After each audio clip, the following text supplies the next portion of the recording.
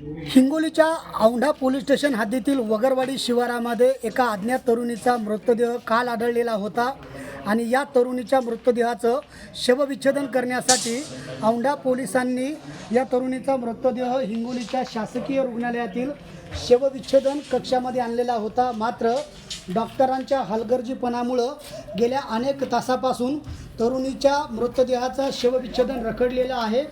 वरिष्ठ पोलीस अधिकाऱ्यांनी वारंवार आरोग्य विभागाला या संदर्भामध्ये सूचना दिलेल्या आहेत। संबंधित प्रकरण हे गुंतागुंतीचं आहे। तरुणीच्या मृतदेहाची ओळख पटलेली नाही आहे आणि त्यामुळं लवकर शवविच्छेदन करून द्यावं अशी मागणी या ठिकाणी पोलिसांनी केलेली होती। पंचनाम्याची संपूर्ण प्रक्रिया देखील केलेली होती। मात्र हिंगोलीचं जे आरोग्य प्रशासन आहे या आरोग्य प्रशासनानं तरुणीच्या मृतदेहाचं अनेक तासापासून शवविच्छेदनच केलेलं नाही आहे। खरं तर सकाळपासनं हे सर्व वरिष्ठ पोलीस अधिकारी या शवविच्छेदन कक्षाच्या पुढे दाखल झालेले होते।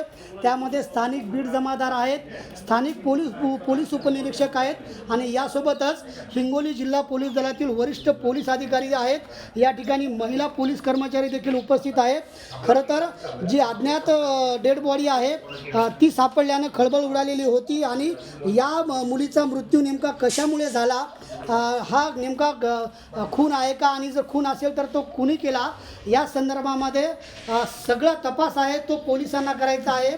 मात्र शवविच्छेदन रखडल्यानं तपास करण्याऐवजी हे सगळे जे पोलीस अधिकारी आहेत ते या ठिकाणी तात्काळ थांबलेले आहेत आणि या सगळ्या प्रकरणामुळं हिंगोलीच्या आरोग्य विभागाचा गलथान कारभार पुन्हा एकदा सपाट्यावर आलेला आहे आणि हिंगोलीचं आरोग्य प्रशासन किती असंवेदनशील आहे हे देखील या घटनेनं अधोरेखित केलं आहे।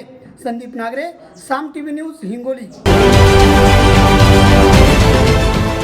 देश विदेशातील प्रत्येक घडामोडींचे लाईव्ह अपडेट मिळवण्यासाठी आता साम टीव्हीच्या सर्व सोशल मीडिया प्लॅटफॉर्मला लाईक, फॉलो आणि सबस्क्राईब करा। तसंच सर्व नोटिफिकेशनसाठी बेल आयकॉन प्रेस करायला विसरू नका।